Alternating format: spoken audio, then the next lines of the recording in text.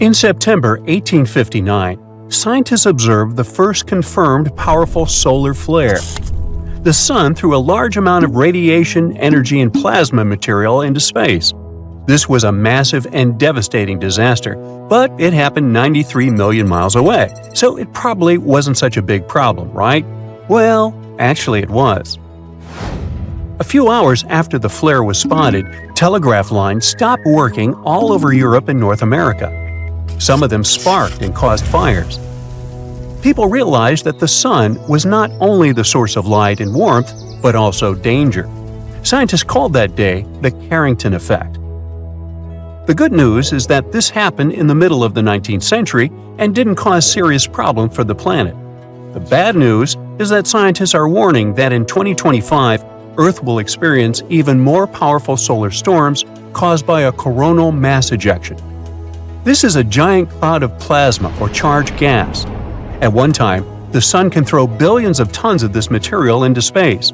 Then, all this flies at high speed through space. Some of the material can reach our planet in 15 hours, the rest in a few days. During the journey, it captures and accelerates any charged particles encountered along the way, which increases its intensity and power. And then, this unstoppable array of energy crashes into our planet. It heats the upper layers of the atmosphere, increases its thickness, and disturbs the work of satellites. They slow down and lose altitude. Communication with satellites becomes unstable, GPS is buggy, data is poorly transmitted. Also, solar-charged gas penetrates into our power grids, transformer booths, and stations. It leads to massive failures that ruin the work of the entire technological chain. A powerful solar attack on several power plants can trigger a power outage in a large city. The internet, phones, social services, networks, nothing will work. We may lose connection with each other. Many large companies would go bankrupt, and the planet may face economic crises. These are big problems, but not the most serious ones. Electric plants serve boiler houses and water pumping stations. Solar storms could stop water from getting to our homes. You wouldn't be able to buy groceries in stores without cash. Of course, we can restore all this, but we'll have to live in the Iron Age for a while. But the worst thing is that a prolonged solar storm can suspend food production.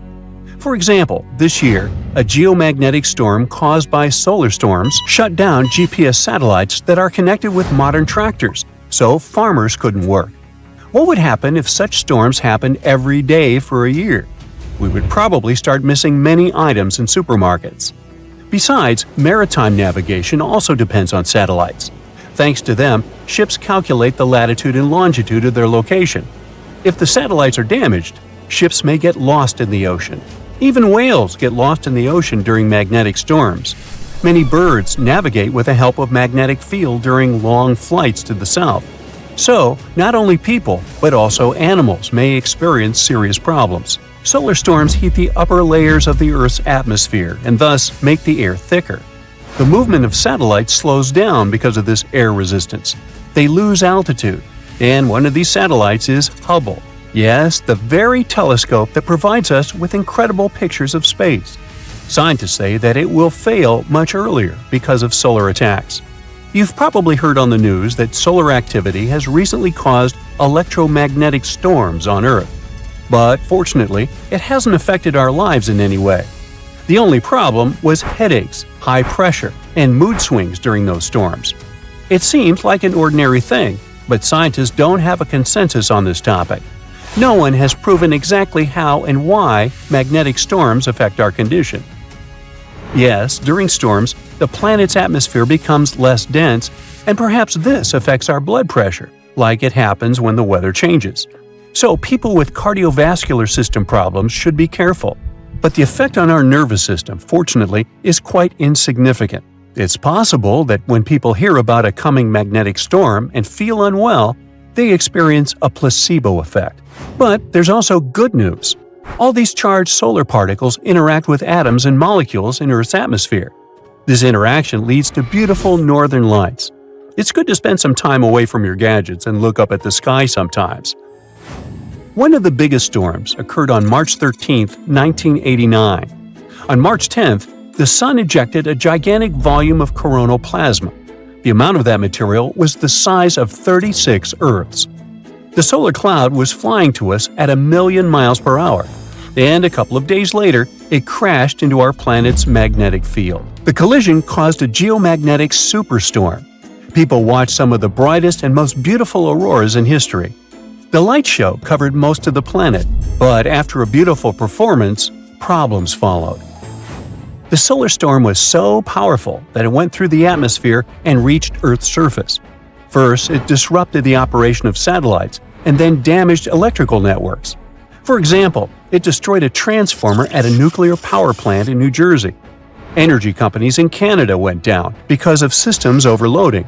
As a result, about 6 million people in northeastern Canada lost electricity for 9 hours. This was the largest power outage caused by a geomagnetic storm. Yeah, there were more powerful storms in the mid-19th and early 20th centuries, but the planet wasn't covered by so many power grids at that time. More powerful storms may occur in 2025. The question is, will we be ready for them? Careful study of solar activity can help us prepare. If we know in advance about an upcoming storm, then scientists can switch off some systems and turn them on afterward, theoretically. If the activity of the sun increases every year, then we'll have to come up with new, innovative ways to protect ourselves. Who knows? Maybe scientists will cover all our electrical appliances and stations with a layer of special protective material. Anyway, we must do everything possible not to harm Earth's magnetic field, because if this shield disappears, the surface of our planet will resemble that of Mars. But what causes these solar storms, and why do they affect us so much? Okay, imagine a guy with a nice hairstyle who goes to bed. In the morning, his head is a complete mess. The magnetic fields of the sun are similar to this tousled hair.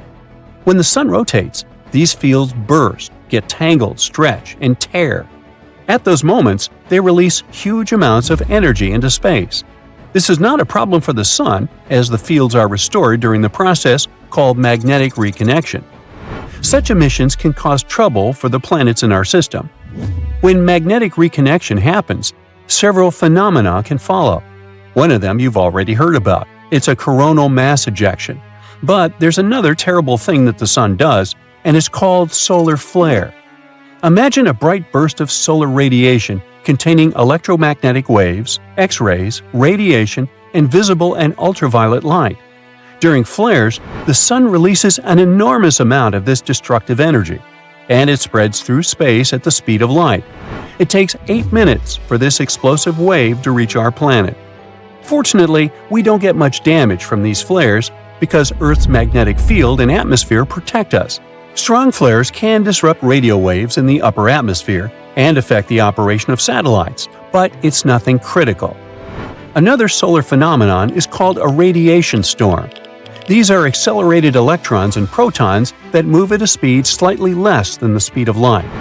Thanks to Earth's magnetic field, radiation storms don't harm our planet too much, but they pose a danger to astronauts and satellites.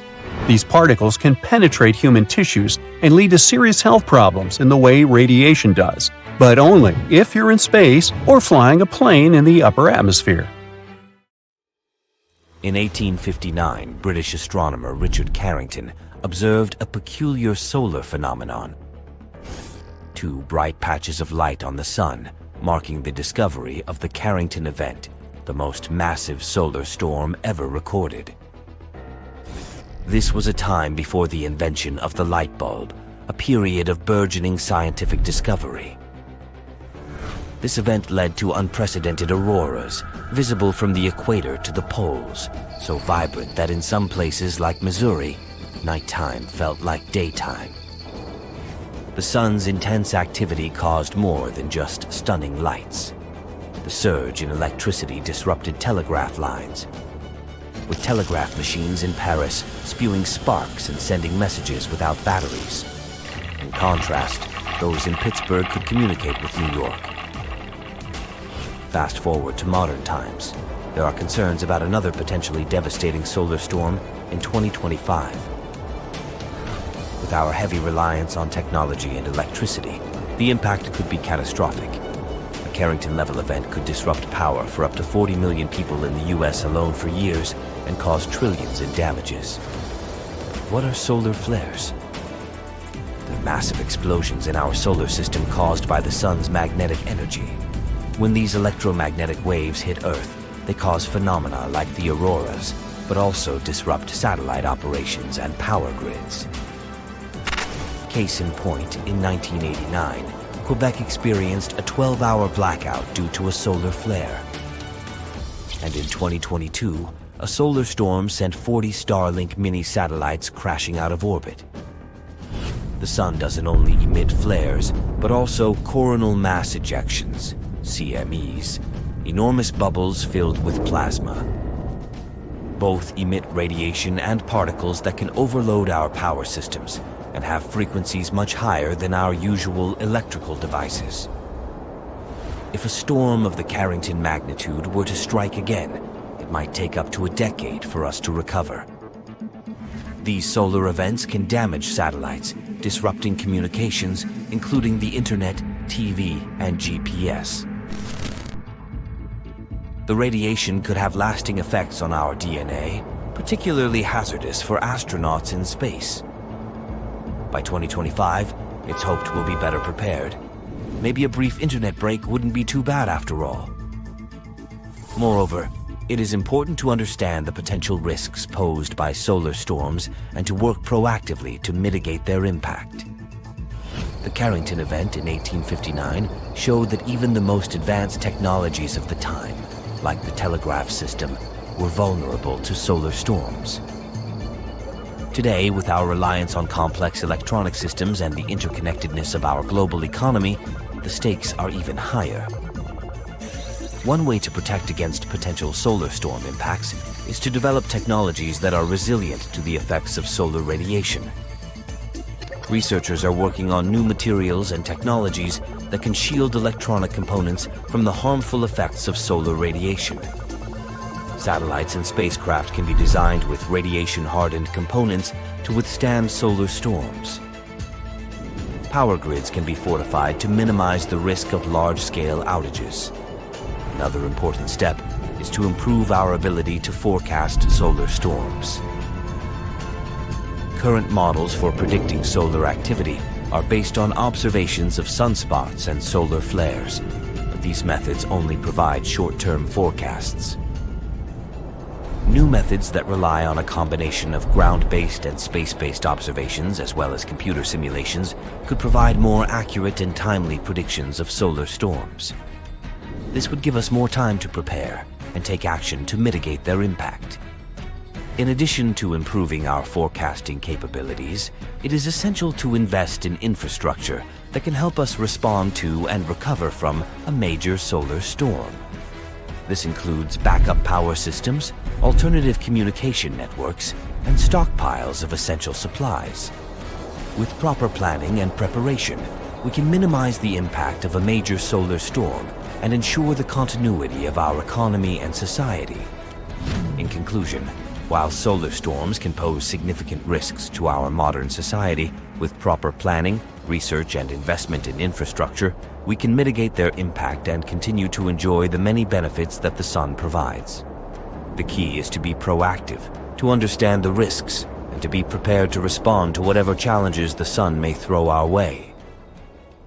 On July 23, 2024, Europe's Solar Orbiter spacecraft observed a super-powerful solar flare erupting from the far side of the sun.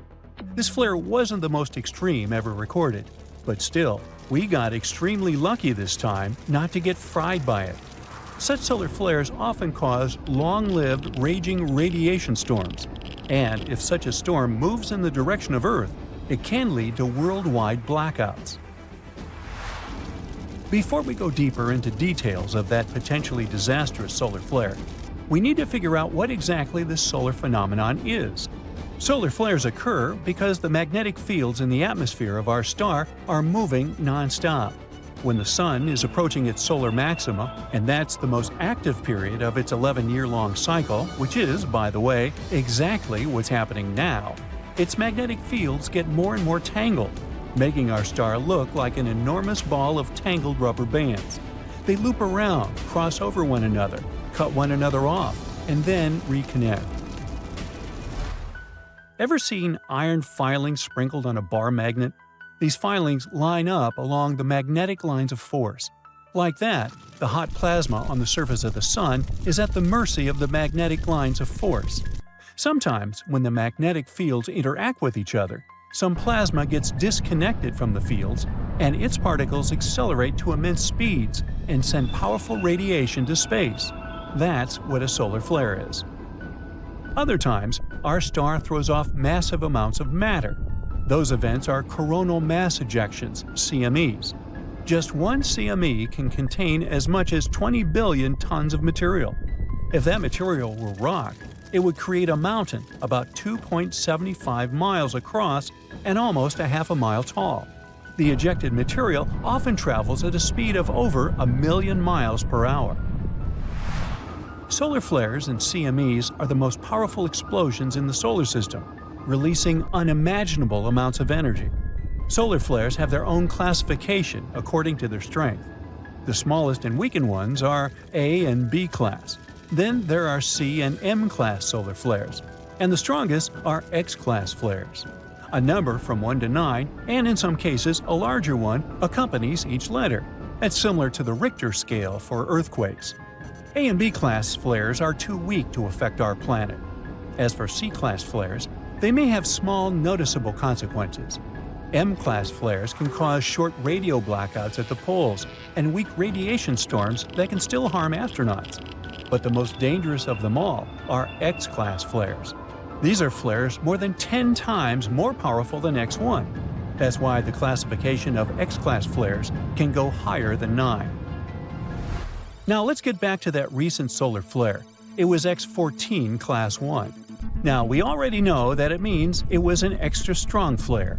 Other large flares astronomers have detected recently include an X12 solar flare that happened on the 20th of May and an X10 flare that occurred on the 17th of July. All of them have come from the backside of the Sun. If we talk of the Earth side of our star, the largest solar flare that has been recorded so far within this solar cycle happened on the 14th of May. It was an X8.7 flare that led to radio blackouts, and a strong geomagnetic storm leading to magnificent auroras all over the world occurred a few days earlier. Powerful coronal mass ejections accompanied this storm. As for the July X-class flare, it was so powerful that it could have ended up tragically for us.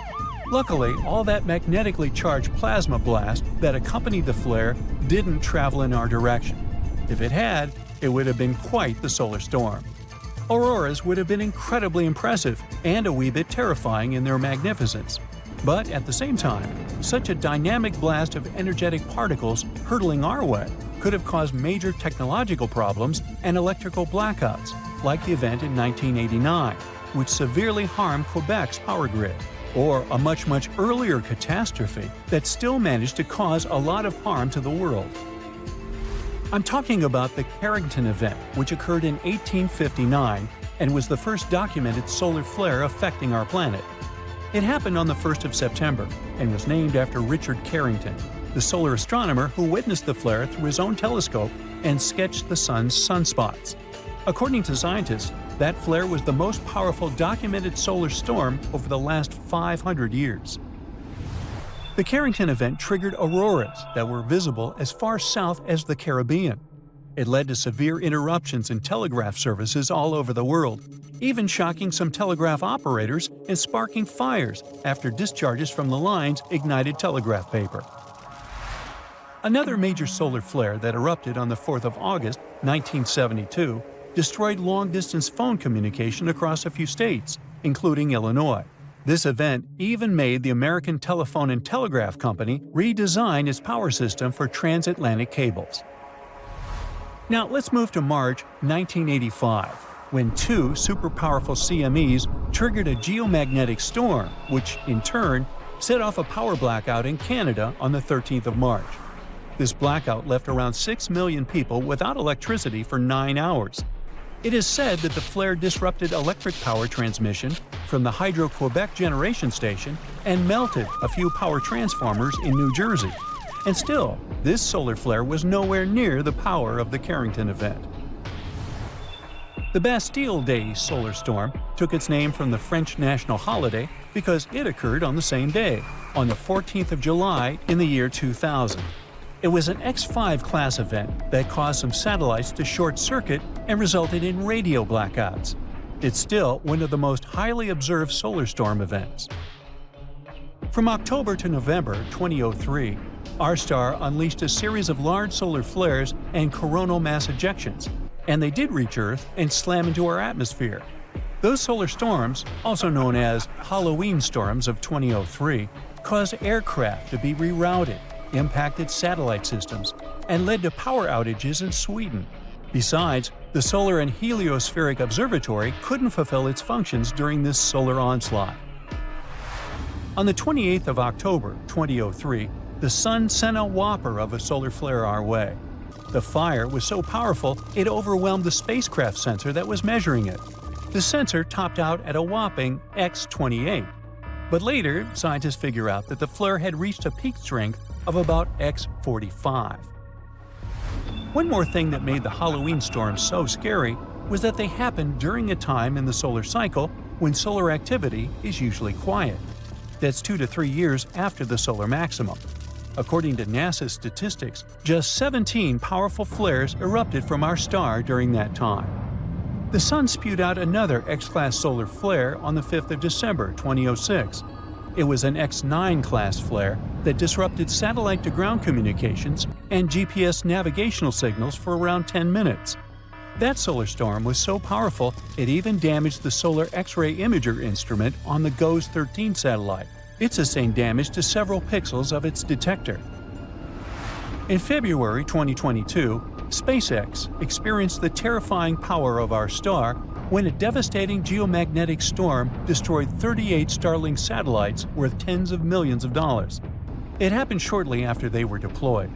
Unfortunately, Starlink satellites are especially vulnerable to geomagnetic storms since they're released into extremely low-altitude orbits, between 60 and 120 miles. They also rely on their onboard engines to overcome the drag force and raise themselves to their final altitude of around 350 miles over the surface of our planet. The thing is, during a geomagnetic storm, Earth's atmosphere absorbs energy from the storm, heats up, and extends upwards. It results in a denser thermosphere, which means more drag, and it can be a serious issue for satellites. That's exactly what happened. The batch of newly released Starlink satellites didn't manage to overcome the increased drag and started to fall back, eventually burning up in the atmosphere.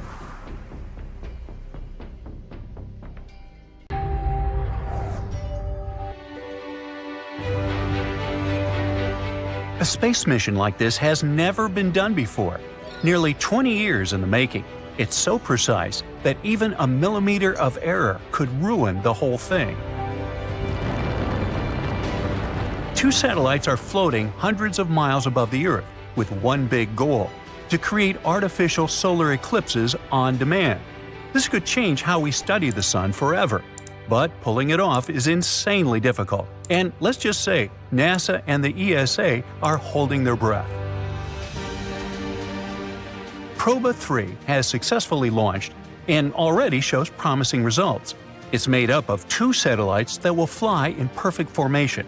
Their goal is to block out the Sun in space. Well, why do we need that? Because solar eclipses are actually very useful for studying the Sun's corona, its glowing outer atmosphere. The Sun is obviously super bright, so its corona is only clearly visible during rare fleeting moments when the Moon perfectly covers the star during an eclipse. But what if we could recreate that effect anytime? That's Proba 3's main task. One satellite acts as an occulter, a giant sun-blocking disk. It also carries a wide disk about 5 feet wide, which acts like an artificial moon, blocking out the Sun's light. The other is a coronagraph. It should capture detailed images of the corona. There's also a third device that should study space weather and how solar storms affect our planet. It's insane how perfectly precise they must be for this to work. They must stay perfectly aligned with their position shifting by no more than a single millimeter, about the thickness of a fingernail, all while they're floating high away from Earth in space with no strings attached. This project was a team effort and a pretty big historical moment. This is the first time that an ESA mission is launched from India since 2001. Proba 3 was built with contributions from 13 European countries, along with Canada. There was a small hiccup before departure, though. The air freight company refused to accept the satellites because their batteries were still inside. The engineers had to remove the batteries and ship them separately. Not ideal, but a small price to pay for getting the mission to the launch pad. The idea first came to mind in 2005 to ESA scientists, and after years of planning, designing, and testing, the mission finally lifted off on December 5, 2024. For the first few weeks after launch, the two satellites stayed connected. Scientists run tests to ensure they were functioning properly. During this time, the coronagraph took its first-ever space image. It captured a beautiful star field in the Ophiuchus constellation. Then, on January 14, 2025, the real mission began. The two spacecraft successfully separated from each other. Over the following weeks, ESA's engineers carefully brought them back together to keep controlled distance. Now that they're in orbit, Proba 3 satellites work in a highly elliptical orbit, swinging between 372 and about 37,000 miles from Earth. This should help ease the Earth's gravitation, meaning the satellites won't need to burn as much fuel to stay perfectly aligned. The spacecraft also communicate with each other using lasers, adjusting their distances in real time. This level of control has never been attempted on this scale before. But the Proba 3 mission isn't only about looking at the Sun. The second satellite, the Occulter, has its own mission. It carries DARA, an instrument that will measure the Sun's total energy output. This is incredibly important for climate studies. Scientists need to know how much solar energy reaches Earth. If Proba 3 succeeds, it'll prove that satellites can fly in space autonomously while staying super precise. This could open the door to entirely new types of space missions. For example, giant telescopes in space, where separate satellites act as one enormous lens. Or more advanced climate monitoring with precision instruments orbiting Earth together. Finally, deep space exploration. Spacecraft could team up to explore planets and moons in ways never seen before. 2025 is going to be full of insane space missions. It's packed with lunar landings, asteroid visits, and planetary flybys.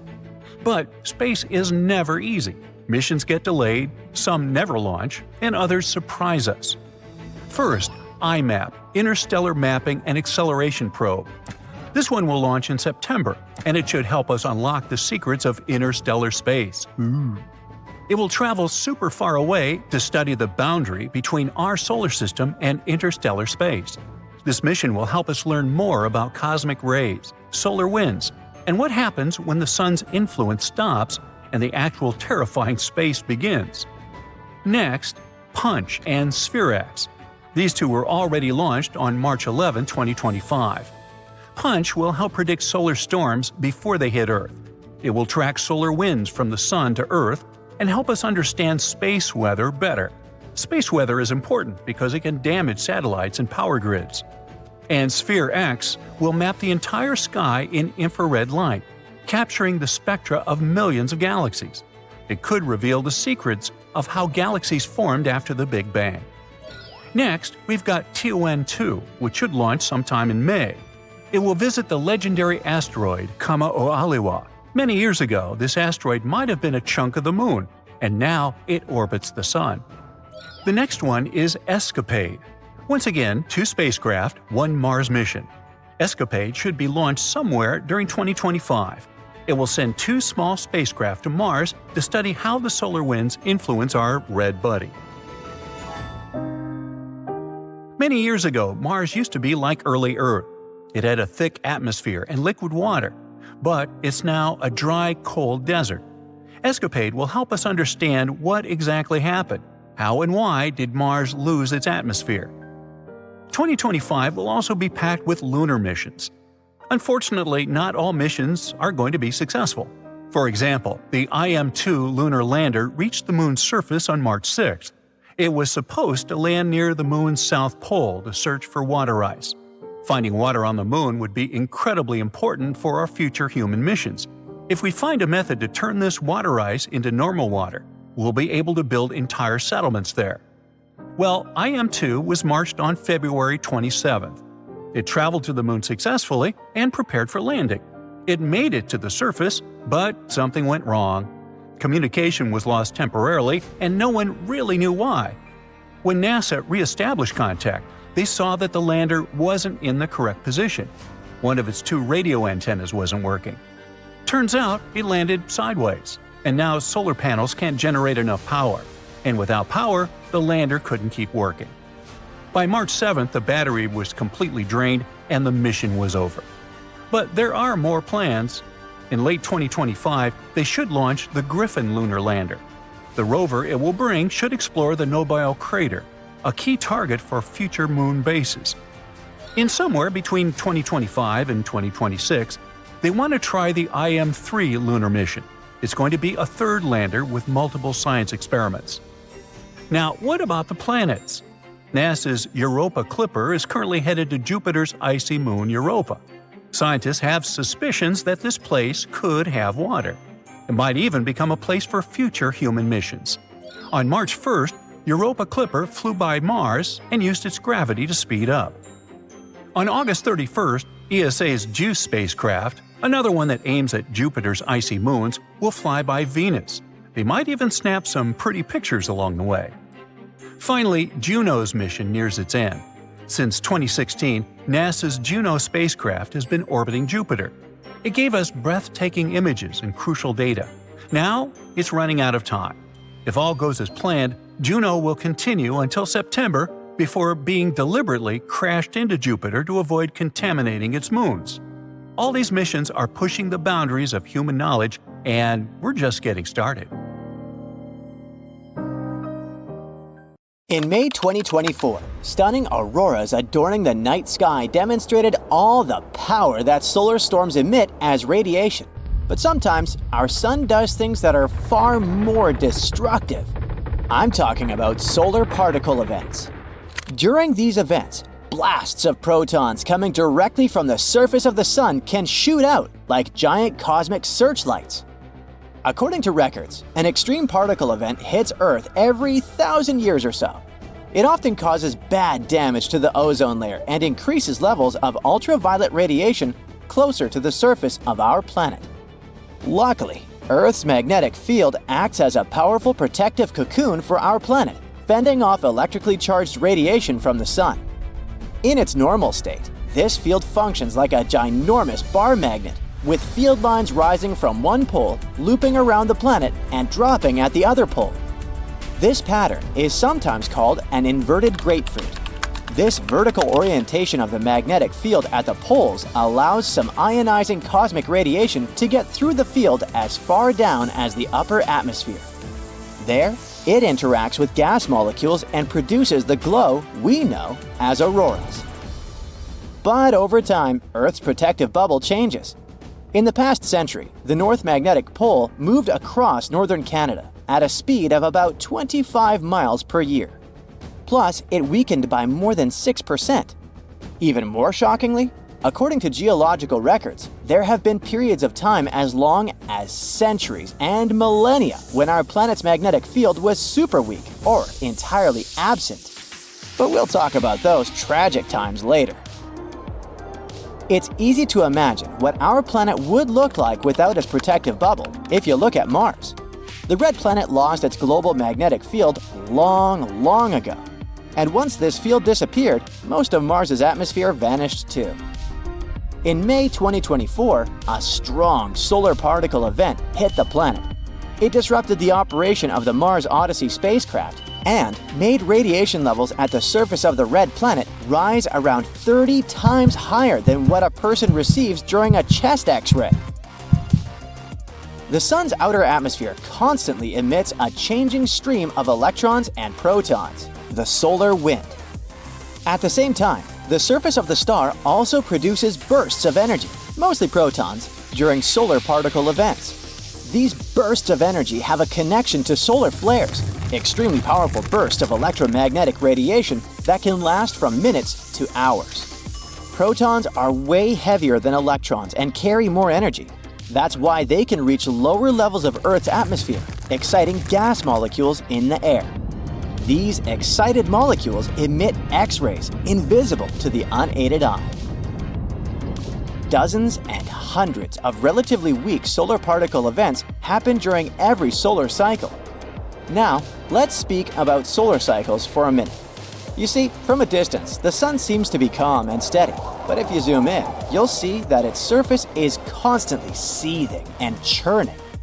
It keeps transforming from a uniform ocean of fire to a chaos of warped plasma and back again in a repeating cycle.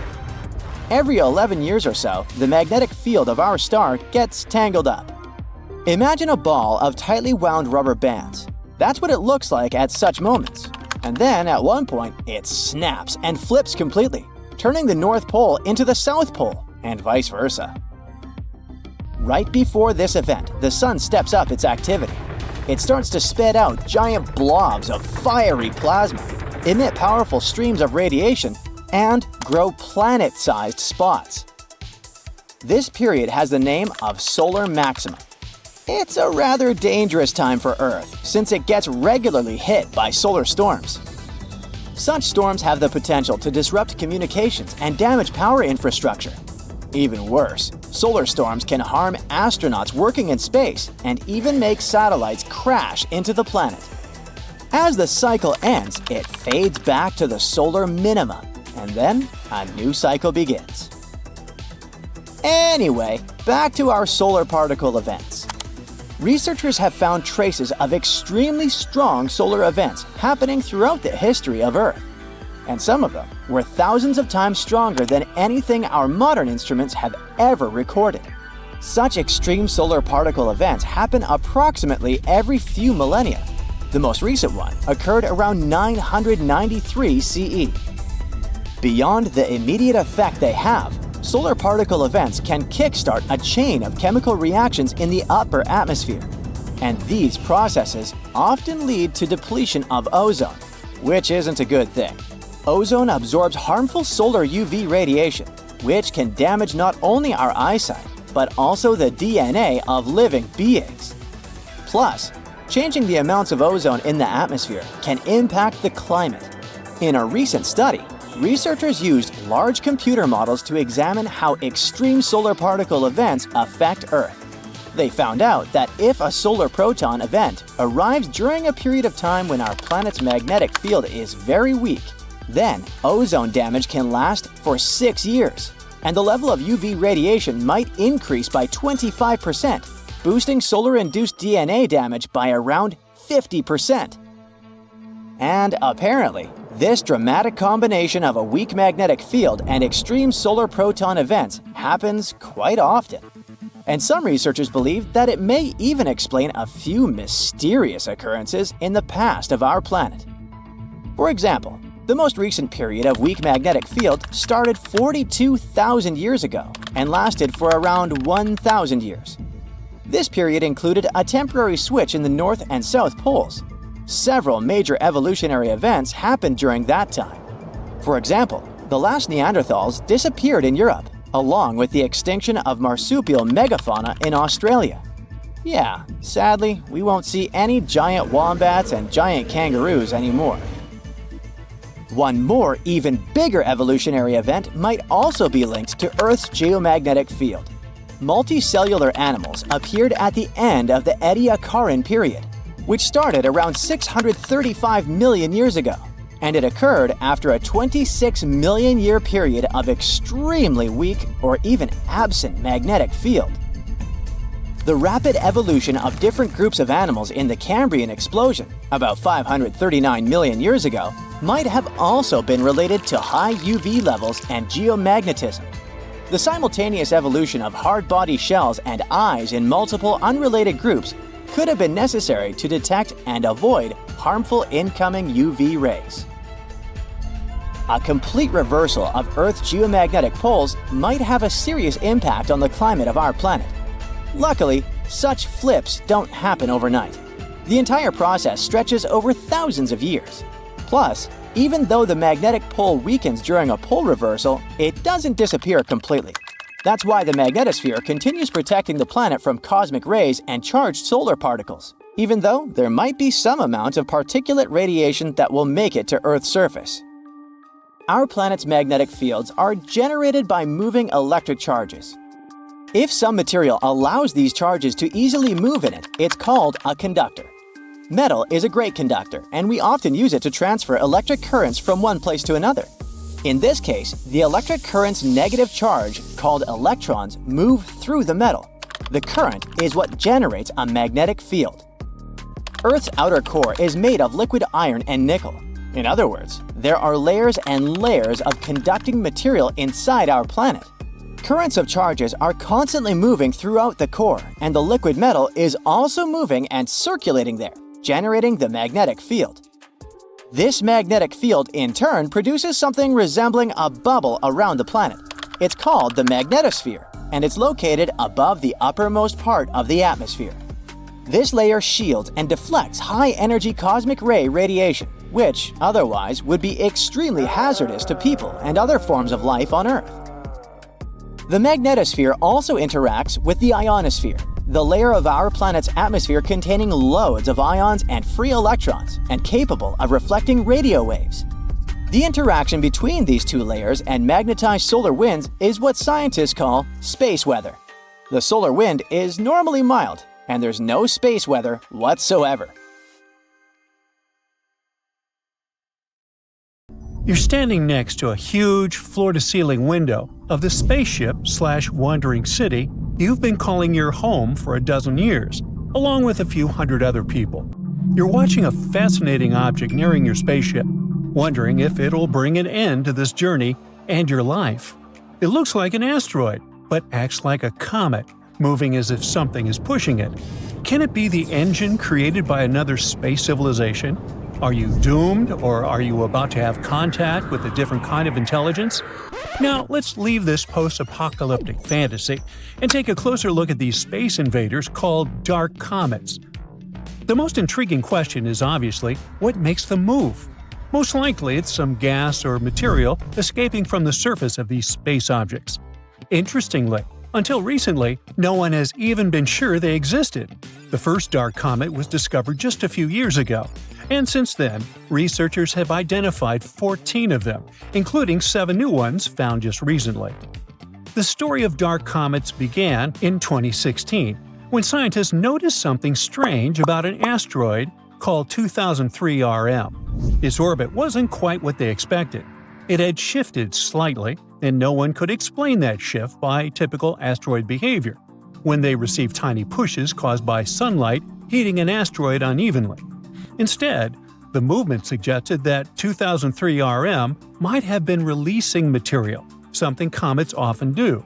But there was a catch. The thing didn't look like a comet. There was no tail, no visible gas cloud. It was just a tiny dot of light, like a regular asteroid. At first, scientists thought 2003 RM was just a one-off mystery. But in 2017, a telescope spotted another strange object, this one from outside our solar system. It was Oumuamua. It too looked like an asteroid, but had a path that changed as if gas were escaping from it. The similarities between Oumuamua and 2003 RM made researchers think there might be more of such odd objects out there. By 2023, 7 more had been discovered in our solar system. These discoveries were enough to give this new type of object the name of dark comets. Now, scientists have enough data to start noticing patterns and learning more about their characteristics. And so, they have identified 2 main groups of dark comets. The first group, called outer dark comets, is larger, with sizes ranging from hundreds of feet to even more. They follow long elliptical orbits, similar to traditional comets that come from regions near Jupiter. The second group, inner dark comets, is smaller, usually tens of feet across. These comets move in almost circular orbits and stay closer to the Sun, near planets like Earth, Venus, and Mars. The main question these days is, where do dark comets come from? Can they be the remnants of larger bodies that broke apart? These space bodies could help us understand the history of the solar system. What if they had delivered the ingredients for life to early Earth? Once we study dark comets better, we might figure out if they contain materials like ice or organic compounds. And indeed, some researchers are sure that dark comets may contain or once have contained ice and played a big role in bringing water to Earth. According to a couple of studies, some asteroids in the asteroid belt, a region between Mars and Jupiter filled with rocky debris, might have ice beneath their surfaces, and this ice from the asteroid belt could have traveled into near-Earth space. In other words, it could be a pathway for water to reach our planet. So far, no one is saying that dark comets definitely brought water to Earth, but they might be another mechanism for moving ice from one part of the solar system to another. The study also hints at a connection between dark comets and a group known as Jupiter family comets. These are comets whose orbits are strongly influenced by the gravity of Jupiter, often pulling them inward toward the Sun. This connection makes it even more difficult to understand where dark comets come from and how they behave. Now, let's take a closer look at the differences between asteroids and comets. Traditional asteroids are rocky bodies that orbit relatively close to the Sun, typically within the ice line. This region is so close to the Sun that any ice on an asteroid surface would turn directly from a solid into a gas, leaving behind only rock. Comets, in turn, are icy bodies that form farther from the Sun. When they approach the inner solar system, their ice starts turning from a solid to a gas tube, creating a visible cloud called a coma or a tail while releasing dust and gas. Dark comets blur these definitions. They appear as rocky asteroid objects without a coma or tail, but they have behavior typical of comets, and that's small non-gravitational accelerations. These accelerations occur when ice turns into gas, giving the object a slight push. After analyzing 7 known dark comets, astronomers estimated that between 0.5% and 60% of all near-Earth objects might belong to this mysterious category. And since dark comets likely come from the asteroid belt, ice is likely to exist even in the regions of the belt previously thought to be too warm. Now, near-Earth objects like dark comets don't stay in the same orbit forever. The near-Earth environment is unstable, and objects typically remain there for about 10 million years. Since the solar system is over 4.5 billion years old, this means that new near-Earth objects must constantly replace those that are lost.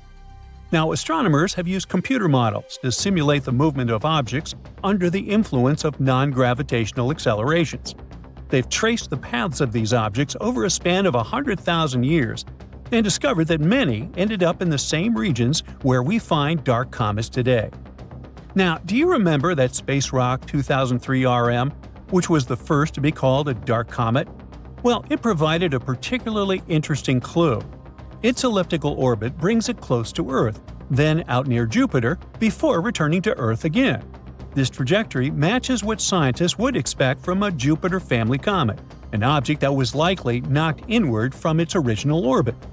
Most of the other dark comets studied, however, seem to have come from the inner regions of the asteroid belt, closer to Mars. Dark comets are often small and spin rapidly.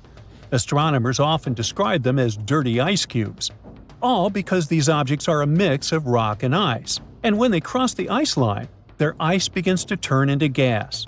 This process not only causes those small non-gravitational accelerations, but also increases their spin rate. And the faster these objects spin, the easier they can break apart into smaller fragments. The pieces that break off also have ice, and as they spin faster and faster, they break into even smaller pieces. This process continues until you're left with very small, fast-spinning objects. This cycle of fragmentation helps explain why dark comets are often so tiny. But it could also mean there are more of them than we currently know about. The dark comet research provides new insights into the distribution of ice in the solar system and its potential pathways into the near-Earth environment. It also raises intriguing questions. For example, how much ice remains hidden in the asteroid belt? Or could dark comets have played a role in delivering water or organic materials to Earth? One of the most important points is that dark comets may represent a significant part of near-Earth objects. If it turns out to be true, it could mean that our understanding of the population of near-Earth objects and their potential risks for our planet is far from complete. The process is shaping dark comets, from sublimation to fragmentation, could be a major factor in the evolution of icy bodies throughout the solar system. Luckily, these days, scientists have an opportunity to combine advanced modeling with observations, which can eventually shed light on that very elusive class of objects that could have clues to the history of water and life on Earth. Our solar system is full of mysterious objects that come from, well, everywhere. In October 2017, researchers in Hawaii spotted a mysterious thing that they dubbed a muamua. This means a visitor from a faraway land in Hawaiian, or "that's a really big cow." It followed an escape orbit. It literally escaped from its planet's gravitational pull, like throwing a ball into space, never to return. This meant that this weird thing arrived from somewhere outside of our solar system. There were tons of theories about what it was, from a simple asteroid to an extraterrestrial spacecraft. Scientists even thought it was a chunk of nitrogen ice from a Pluto-like planet. Its strange shape only added to the mystery. The big changes in the light curves showed that this thing could be either elongated like a tube or more flat like a pancake. This thing was unlike anything we've seen before. Oumuamua didn't behave exactly like a comet or an asteroid. Comets are icy and form bright tails when they pass near the sun, while asteroids are basically just rocks and don't form tails. Oumuamua has no tail and doesn't release gas, like me. But it's not your average rock either. Its surface is very shiny, almost like polished metal. When it passed by the sun, it sped up, like it had a rocket on it. And it wasn't the sun's gravity that gave Oumuamua the sudden boost. Scientists aren't sure what caused it. So, what in the world was that thing? After years of study, scientists now think that Oumuamua is probably a comet with frozen hydrogen on its surface. This hydrogen reacted with sunlight, speeding up the comet and changing its path. Oumuamua likely got all that hydrogen from being exposed to tons of cosmic rays for a long time. It got some nice red tint from them as well. Oumuamua was a visitor from a young, chaotic solar system where collisions and migrations happen all the time. Such systems often toss many small objects around. It might have been pushed out by a planet like Jupiter, whose gravity is so insanely strong that it can fling huge things into outer space. The same thing often happens with comets here. Oumuamua already left our solar system, although similar objects visit us sometimes, about once per year. To learn more about these mysterious guests, astronomers plan to send a probe to chase Oumuamua. We'll use Earth's and Jupiter's orbits to slingshot it fast enough to catch up with the comet. But some of the unexpected visitors stayed a bit longer. In October 2019, NASA's Hubble Space Telescope took a picture of a bluish comet trailing dust and gas. It was already in the solar system at the time, around 260 million miles away from Earth, somewhere between Mars and Jupiter. We saw the glowing dust surrounding it, but we couldn't yet see its nucleus, since it's way too small. Well, small is relative here. The thing is about 3,200 feet across, which is like the length of 9 football fields. In March 2020, Hubble images showed that a small fragment of the comet broke away from the nucleus. That means that the comet is very active, unlike Oumuamua. As we observed it further, we found that the nucleus is a loose mix of ice and dust particles. Its surface is also very similar to others, with rough areas and smooth blankets of icy, dusty debris. The comet was discovered by an amateur astronomer, Gennady Borisov, so it got the name Comet 2I Borisov. Congratulations! Scientists quickly confirmed it came to us from outside our solar system. And this thing sure was an enthusiastic tourist. It traveled at a breakneck speed of about 110,000 miles per hour. That's fast enough to circle the Earth 4 times in just 1 hour. This visit was fascinating for several reasons. Most comets in our solar system come from the Kuiper Belt or the Oort cloud. The Kuiper Belt is a region of space beyond the orbit of Neptune. It's like a big, distant ring around the Sun, filled with many small, icy objects. All of them are ancient leftover pieces from the time when our solar system was still very young. The Oort cloud is much farther. It's like a giant bubble around the solar system, also filled with super old icy objects. Most long-period comets come from there. But where did the comet 2I Borisov come from? We still don't know for sure. Scientists say that it likely formed in another star system, which could be either younger or older than our solar system. Would be weird if there was a third option, NASA. Anyway, it might have been kicked out from its home system, just like Oumuamua. Although Comet 2I Borisov is too small to hold on to its own atmosphere, it developed a coma when it approached the Sun. Now, coma is a funny name for that beautiful glowing cloud of gas and dust that surrounds the comet's nucleus. It forms when the Sun's heat causes the comet's ice to vaporize, releasing dust and gas into space. This one was friendlier than Oumuamua and gave us some more time to study it. As a result, we learned more about its cool, unique traits. For example, it had never interacted with another star. But, unfortunately, Borisov had to leave too. Now it's on a path that will take it back into interstellar space. However, there are many more visitors to come, and you might have heard of this one. The Great Comet of 1996. That's what we call the comet Hyakutake. It was also named after the astronomer who discovered it, Yuji Hyakutake. In a beautiful coincidence, it was discovered on New Year's Eve. On March 25, 1996, this thing passed by incredibly close to Earth, only about 0.1 astronomical units away, a bit farther than the Moon. It passed over the North Pole. This made it one of the closest comet encounters in 200 years. It was visible worldwide, and it looked very bright and beautiful in the sky, stretching out widely. And it didn't stay for one night only. It got more and more visible during March, becoming one of the brightest objects in the night sky by the end of the month. The comet only fully faded by the end of May.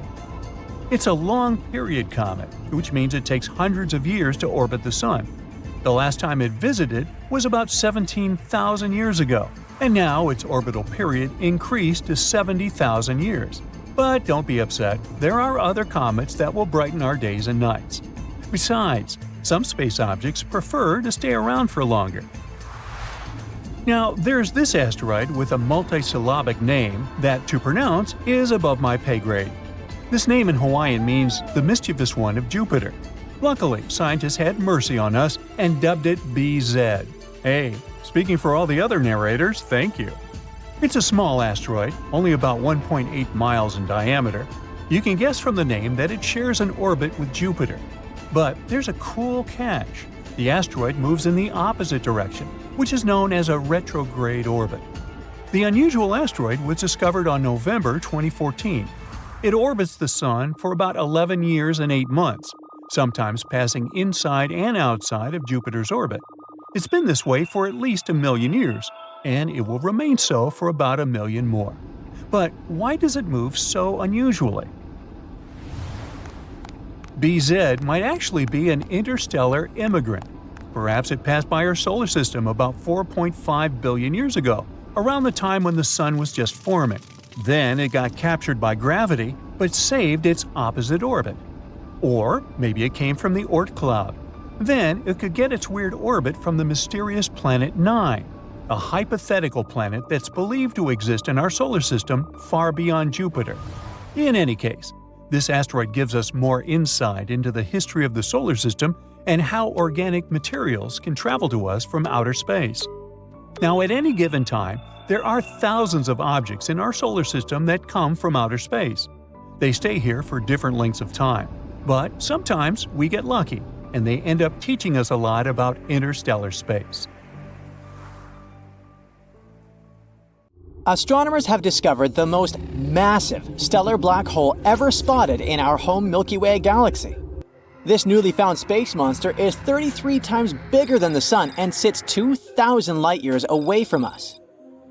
Until recently, the largest stellar black hole found residing in our galaxy has been around 20 times as big as our star in terms of mass.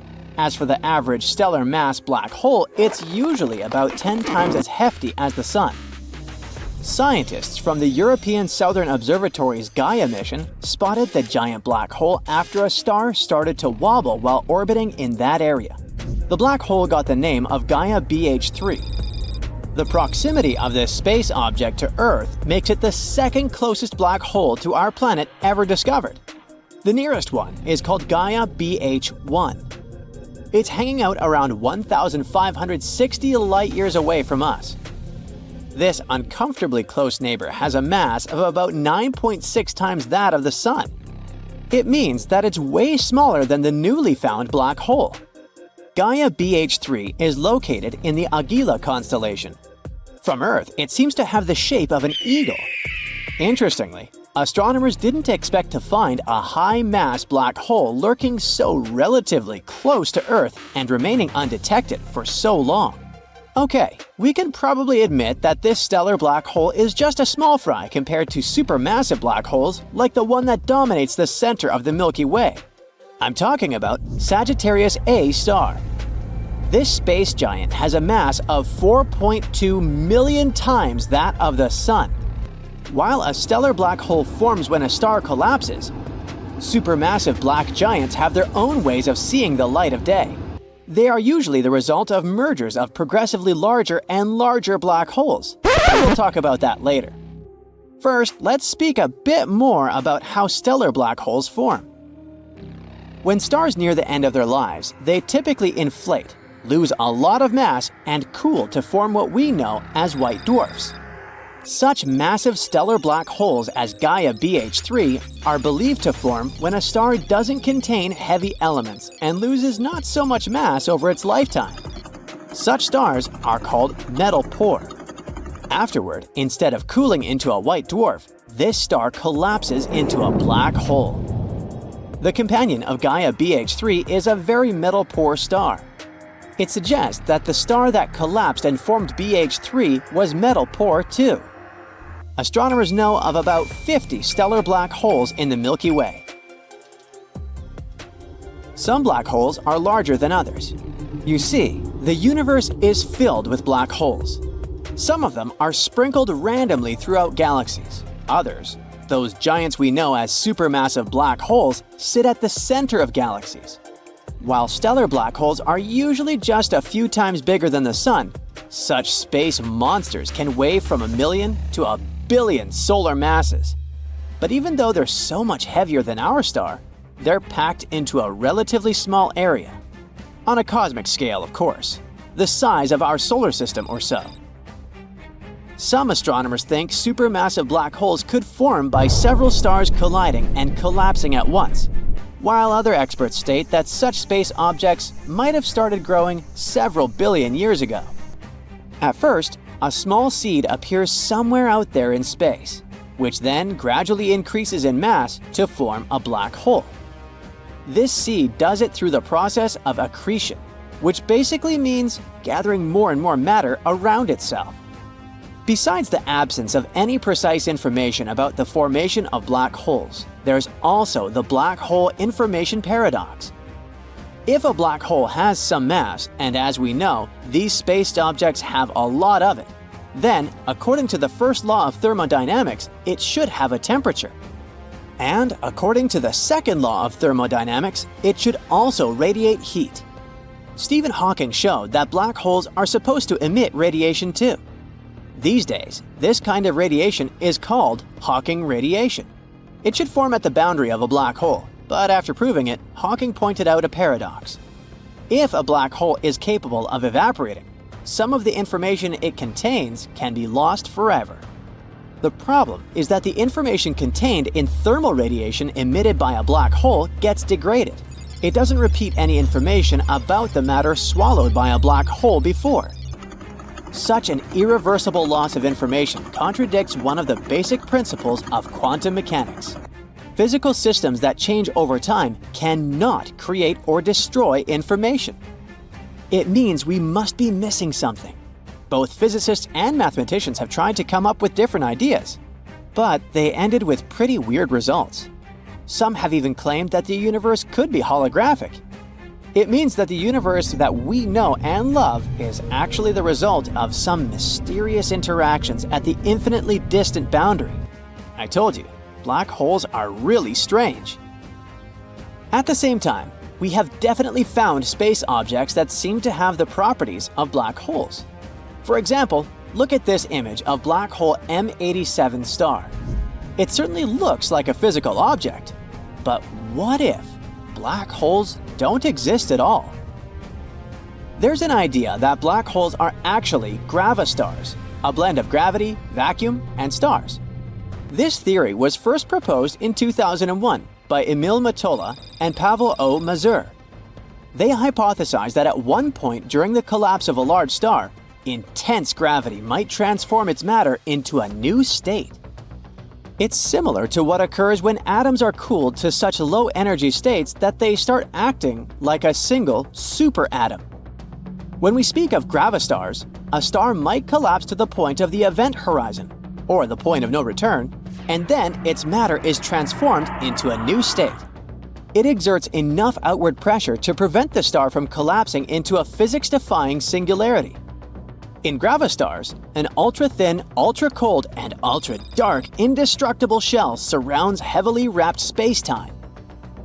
This new form of matter turns out to be very durable, but it's also a bit flexible, like a bubble. So anything that's trapped by the intense gravity of a gravastar and smashed into it gets obliterated and then assimilated into the shell of this bizarre space structure. One of the benefits of the gravastar theory is getting away with those messy paradoxes connected with information and singularities. But even though this idea sounds kinda cool, it doesn't explain the phenomena we observe. And we've definitely observed something that looks like black holes. On the other hand, look at this shadow. It isn't caused by the trapping of light in the event horizon. It's a slightly different phenomenon known as the gravitational redshift. It makes light lose energy when it moves through a region with a powerful gravitational field. So, potentially, it could be a gravastar. When the light emitted from the regions close to the alternative objects reaches our telescopes, most of its energy is already lost to the gravitational field, which causes the appearance of this shadow. And still, like with black holes, things get complicated when you add rotation to the equation. Many experts are sure that gravastars would not be able to remain stable during rotation. But wait, it gets even more bizarre. There are suggestions that the insides of gravastars could contain a series of thicker shells. Those are known as nestars, something like a matryoshka doll.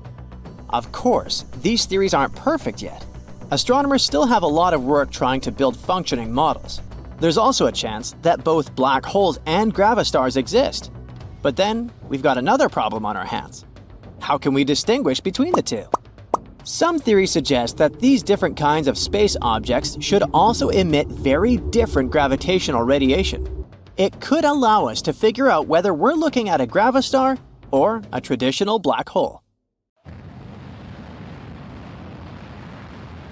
NASA sent a spacecraft right into the sun.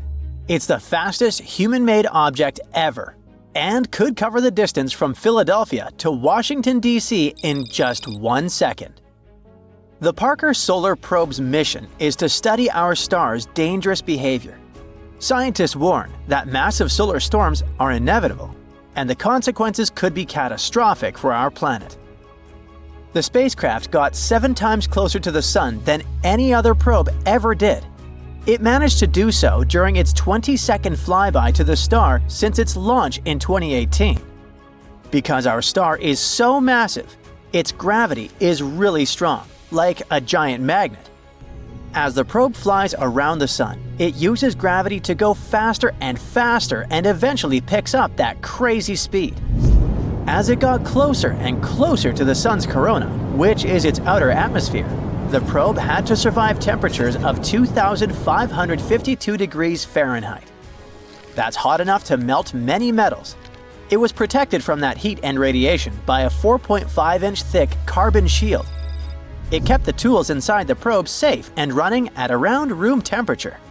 The scientists went to all this effort because they're hoping to solve a big mystery about the sun that's been puzzling them for ages. The surface of our main star is already super hot, but as you move closer out to the corona, the temperature shoots up to millions of degrees. And it doesn't make any sense because it's farther away from the sun. So maybe we could finally get some answers about this heat phenomenon. The mission is also going to help us understand something called solar wind. The sun is constantly shooting out tiny bits of energy and charged particles into space, like a never-ending breeze of electricity. When this solar wind hits Earth, it can create amazing light shows in the sky called auroras. The more active the sun is, the farther south you can see auroras. Our star follows natural cycles that last about 11 years. The activity goes from low to high and back down to low. Right now, we're in the solar maximum, the peak of the activity cycle. That's why we've spotted beautiful auroras in the most unexpected places in 2024. The downside to it is that the sun's activity can send out bursts of energy and charged particles that can mess up things like radios, satellites, and even GPS. It can be dangerous, especially for astronauts out in space who aren't as protected as we are here on Earth. Humans wouldn't feel the compression of the planet's electromagnetic field because of all the extra radiation, but power grids are really sensitive to it. If we don't act fast, when it happens, the influx of energy will go into power transformers all over the world, disrupt them, and leave big areas without electricity. If this happens during a hurricane or a tornado, when communication is already super important, it could make it much harder for emergency services to communicate and save lives. That's why it's so important to learn to predict this space weather. It's tricky because, unlike most disasters, like earthquakes, floods, and volcanoes, it doesn't leave behind any kind of physical evidence. The only big solar storms we really know about happened in 1859 and 1921. The first one, called the Carrington event, was so wild that it made sparks fly from telegraph wires. The auroras were seen all the way near the equator. Scientists back then were using a special kind of paper that reacted to light to record solar activity. During the Carrington event, the reading from the sun went off the page, literally. Whatever was happening, it was so extreme that we still don't fully understand it. Then, there was the New York Railroad Storm of 1921. It was powerful enough to knock out telegraph systems across the US, Europe, and the Southern Hemisphere. The storm boosted radio transmissions for a bit, making them travel farther than usual. But back then, there weren't nearly as many radios, so it wasn't super helpful. The bigger problem was the electrical grid in the US, which was heavily damaged. Back in 1859 and 1921, people weren't as dependent on tech as we are now. If a storm like that hits today, the consequences could be way more catastrophic. Scientists from New Zealand who study space weather are working on simulations trying to prevent disasters from happening. They say one of the possible options to do it is to study other suns like ours elsewhere in space. If we get data from thousands of stars, not just one, the picture for analysis would be more complete. So far, scientists have launched or plan to launch several other missions in addition to the Parker Solar Probe. Meanwhile, NASA is working on another mission, launching Endurance, robotic moon machinery on steroids. Its main mission will be to collect samples from key lunar locations that will later be retrieved by astronauts from the Artemis program. These samples are spread across the largest impact basin on the moon, separated by hundreds of miles. To do it, Endurance will have to be way more advanced than Perseverance, NASA's current most cutting-edge rover. Endurance will drive roughly 100 times further, drive 10 times faster, and collect roughly 200 times more sample mass. Endurance would also be the first planetary rover to drive at night. And because it will be on the far side of the moon with limited communication to Earth and surface data, it will have to drive autonomously between sample locks and make its own decisions in tough conditions. When it reaches its destination, it's going to switch to a more classic way of doing things. Scientists back on Earth will get involved directly, guiding the rover to explore the sites and collect samples.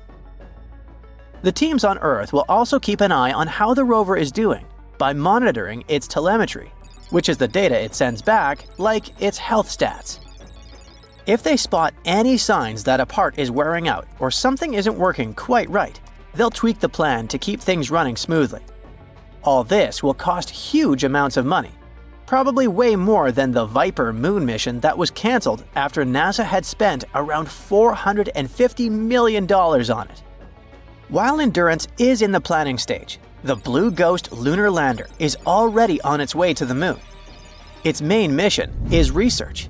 It will spend 25 days in Earth's orbit, taking measurements and waiting for the right time to fling itself to the moon. After 4 days in transit, Blue Ghost will hang out in lunar orbit for another 16 days to collect more data. Then it will descend to one of the largest basins on the moon and spend 1 lunar day there. It will measure subsurface thermal data, radiation levels, and other important data. At the end of its mission, Blue Ghost will take some final pictures of the lunar sunset. It isn't designed to return back to our planet, so when the night falls, it will do some final work and go offline for good. NASA chose the team of University of Florida aerospace engineers to work on another innovative space project. It will cost $12 million, and its goal will be to improve the way we track changes in tectonic plates and oceans on Earth from space. It will use state-of-the-art sensors that will measure even the tiniest gravitational changes. The data it gets will help scientists monitor droughts, assess groundwater reserves, and better understand changes in sea levels. They expect to launch it around 2027 aboard a SpaceX Falcon 9 rocket. Well, it turns out black holes might not be as elusive as we once thought. They might be hiding within stars. In this case, the extra mass of some of these space lanterns could explain weird gravitational effects in the universe. Previously, dark matter was the cause of these phenomena. The black holes I'm talking about might be those itty-bitty ones that appeared at the dawn of time when the universe was just a baby. And they may still be lurking in the hearts of giant stars. A team of scientists say the idea might be quite plausible. Astronomers could detect such trapped black holes by the vibrations they produce on their star surfaces. And if there are many of them out there in the cosmos, they might function as the very dark matter that holds the universe together. Almost any black hole was once a massive star that collapsed in on itself and became incredibly dense. Black holes have immense gravitational pull. Even light can't escape their clutches. People often think that black holes work like vacuums, pulling space inside. But that's not the case. Black holes can only swallow stuff that is extremely close, usually space objects venturing into their event horizon. That's a black hole's point of no return. Once you cross this border, there's no escape. In 1971, renowned physicist Stephen Hawking suggested another origin of black holes. If we took the thick soup of particles that appeared moments after the Big Bang and the birth of the universe, we'd be bound to find some spots dense enough to collapse and create black holes. Such holes, which got the name of primordial black holes, could range in size from microscopic to gigantic. If they were pervasive and numerous enough, primordial black holes could act as dark matter, knitting the cosmos together with their enormous gravity. And dark matter is believed to make up 85% of all the matter in the universe. So what's the matter? Astronomers have been searching for primordial holes by looking for flashes that would occur when they pass in front of distant bright objects, magnifying their light like a lens. But they haven't spotted even one yet. On the other hand, if a primordial black hole was tiny enough, with a mass like that of an asteroid and a diameter as minuscule as a hydrogen atom, the flashes wouldn't be bright enough to be detected by such surveys. Then the team, researching the phenomenon of primordial black holes, decided to consider the consequences of a universe where dark matter was made entirely out of tiny black holes. They concluded that one of such teensy holes could be dashing through the solar system at any given time. Some might occasionally get trapped within gas clouds, giving birth to new stars, ending up in their centers. The next step of the researchers was to build a model of a black hole existing in the very core of a star, where hydrogen atoms undergo fusion and produce light and heat. At first, they didn't see anything unusual. Even a super-dense stellar core is mostly empty space, and it wouldn't be easy for a microscopic black hole to find matter to consume there. That's why its growth would be incredibly slow. It could take longer than the lifetime of the universe for this tiny hole to eat a star. But what if a larger hole, as massive as the dwarf planet Pluto or asteroid Ceres, appeared at the center of a star?